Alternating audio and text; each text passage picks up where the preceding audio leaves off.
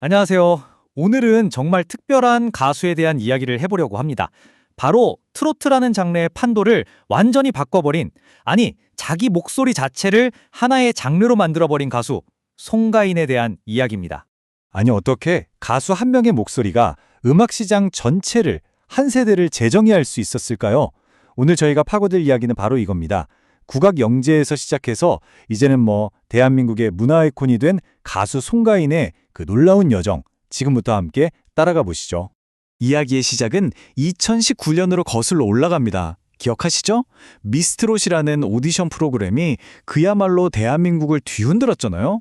그때 사실 많은 사람들에게는 좀 낯설었던, 하지만 정말 압도적인 목소리 하나가 등장해서 전국을 그야말로 충격에 빠뜨렸습니다.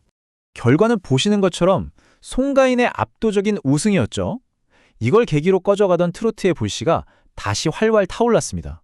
근데요, 여기서 진짜 중요한 게 있어요.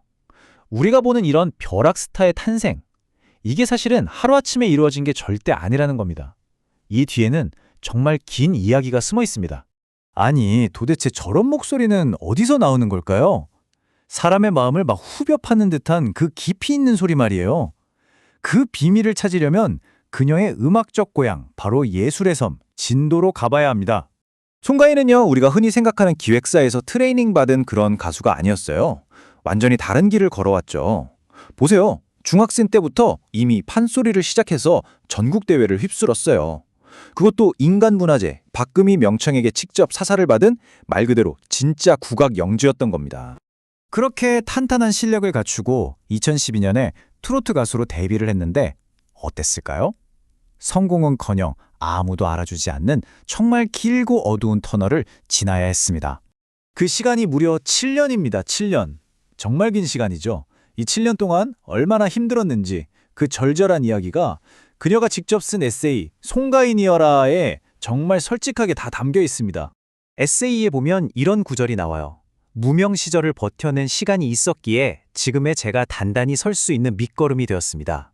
실제로 이 시기에 먹고 살기 위해서 직접 비녀를 만들어서 팔기까지 했대요. 하지만 바로 그 고통스럽게 버텨낸 시간들이 그녀의 목소리에 그 누구도 흉내낼 수 없는 깊이, 바로 그 한과 진정성을 심어준 거죠. 자, 그럼 도대체 뭐가 달랐을까요?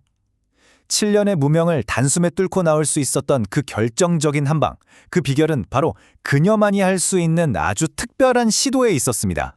보통 트로트 하면 좀 가볍고 신나는 뽕짝 느낌을 생각하잖아요. 그런데 송가인의 트로트는 완전히 달랐어요.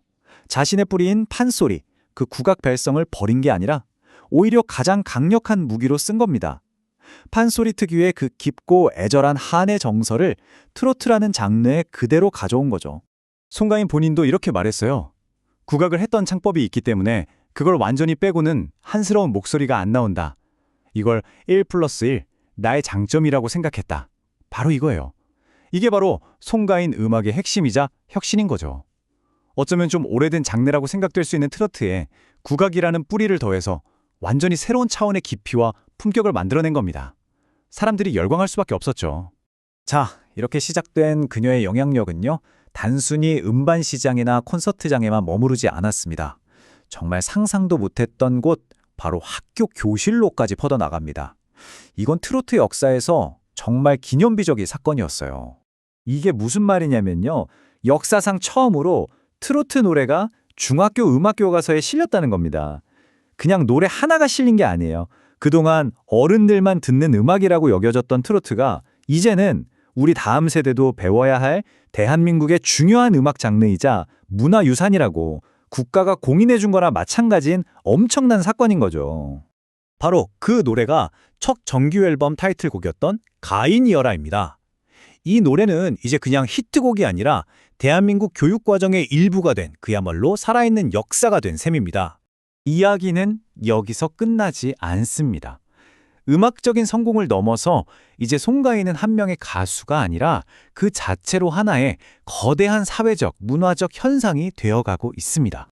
그녀의 음악적 진화는 4집 앨범 가인 달에서 아주 잘 드러나는데요. 전통 트로트는 물론이고 발라드, 모던 댄스까지 정말 스펙트럼이 넓죠? 이 앨범으로 판매 신기록까지 세우면서 그녀가 그냥 한 자리에 머무는 아티스트가 아니라는 걸 똑똑히 보여줬습니다. 그리고 이 송가인 현상을 이야기할 때 절대 빼놓을 수 없는 존재가 있습니다. 바로 어게인이라고 불리는 정말 강력하고 헌신적인 그녀의 팬덤입니다. 이분들이 정말 대단한 게요. 그냥 앨범 사주고 콘서트 가는 그런 팬클럽이 아니에요. 자발적으로 어마어마한 돈을 모아서 광고를 해주는 건 기본이고요. 재난이 터지면 구호성금을 내고 어려운 이웃을 돕는 데 앞장서는 등 이른바 선한 영향력을 실천하는 새로운 팬덤 문화를 만들어가고 있습니다. 콘서트장을 가득 메운 저 핑크빛 물결, 정말 장관이죠?